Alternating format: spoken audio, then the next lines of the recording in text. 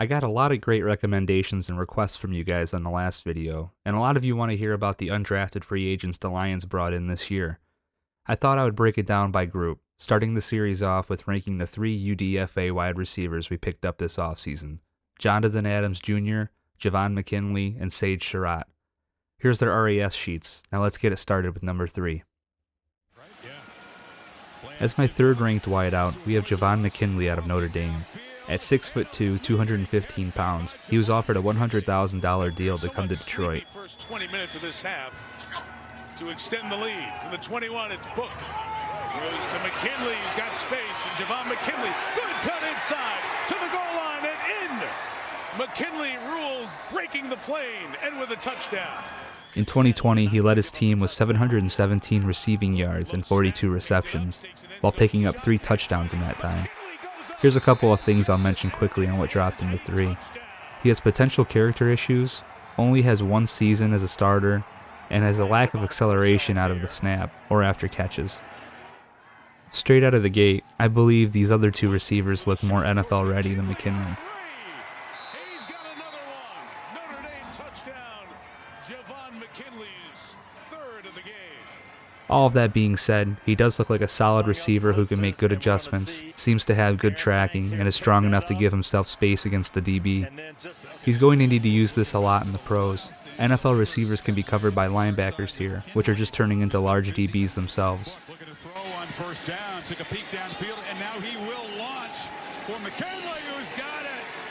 And he's dragged down inside the 20 by Kyler McKinley. Of the play clock, high percentage so to McKinley, doesn't really want to get out of bounds, and he'll be tackled along the sideline. It's another first down, though. He'll have to show he can stay physical to stick around. He does have a career average of almost 19 yards per catch. Not as many games as other receivers, but still impressive, and will have to show something special to edge out these next 2 UDFAs on the list.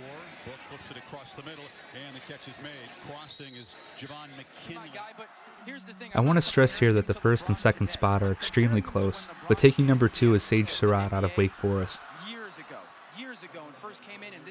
In my eyes, Surratt looks like a receiver that would mesh better with Jared Goff, while also still being great at high-pointing the ball. His first start. Newman with lots of time going deep, left sideline. It is hauled in, caught. Goff doesn't seem to have the strongest arm in the NFL, but he seems to work better with receivers who excel in the mid-range and can create yards after the catch. Surratt has created a habit of separating after the catch, and is in my opinion the best in the group of UDFAs in doing so. I think there might be not only an offsides by the defense. Quick like out of 4. This is a rare sight. Newman looking for the end zone. Flag is thrown. Will not matter. He suffered a season-ending shoulder injury on November 9th, 2019 against Virginia Tech. He finished the season with 1,001 yards on 66 receptions with 11 touchdowns, despite only playing in 9 games. Fresh set of downs for Wake Forest. Shot deep. Surratt got it. And he is in for the touchdown. What a night. He was also a semifinalist for the Biletnikoff Award, as well as first-team All-ACC. I put Surratt number 1 in terms of being the best potential mesh with Goff, but since we drafted Amon-Ra St. Brown this offseason, along with still having Quintez Cephas on the board, Surratt could have a harder time making it. Hardman throwing as a receiver. It's Surratt down the left side. And finally taken down. The backfield now for Newman. Another flag down. Goes to the end zone. Touchdown, Surratt.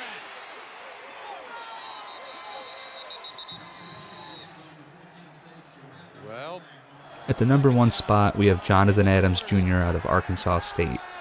At 6'2" and about 210 pounds, he runs a 40 time similar to McKinley's at 4.59.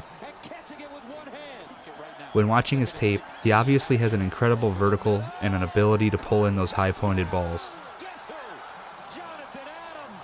He had a great 2020 campaign with over 1,100 yards, 12 touchdowns, and 79 receptions in only 10 games.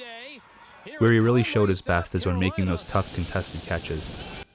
Hatcher looking for Adams. Battle, he's got it! Touchdown! Wow. He scored 23 contested catches last year, best in college football, and tied for lead with 15 deep catches, only behind first-round selection Devontae Smith. The play fake goes deep down the sideline. Oh, and what a catch! Going up high, Jonathan Adams, the senior. Having only average speed will hurt him a bit and will pose a challenge in the NFL, but he makes up for this by great body control, adjustments, and a seemingly huge catch radius. Adams Jr. also earned the Sun Belt Offensive Player of the Year award in his senior season. Tempo, here comes another fake. Hatcher gonna look deep, and Adams has his man beat in a big game drive. Red Wolf scored on his first one, and Hatcher's gonna go deep immediately, and it is caught by... There are a couple reasons the Lions are sending offers to these high-ceiling receivers this offseason. We'll be needing some support at the position with starting receivers Brashad Perriman and Tyrell Williams having some injury concerns. Although there is cause for concern, these are two highly talented receivers that should surprise fans if they can stay healthy this year. The Lions are reinforcing their wide receiver group with big-bodied, high-ceiling receivers that have the potential to bully opposing corners, hoping they can step up if needed. Bonner looks at Adams, and Adams splits the defenders. Still on his feet, and tackled. I want to thank you guys for checking out this UDFA position group breakdown. For upcoming episodes, it may be on a player-by-player basis, so stay tuned for those and more coming soon. Thanks again, guys. Keep sipping that Kool-Aid, and go Lions.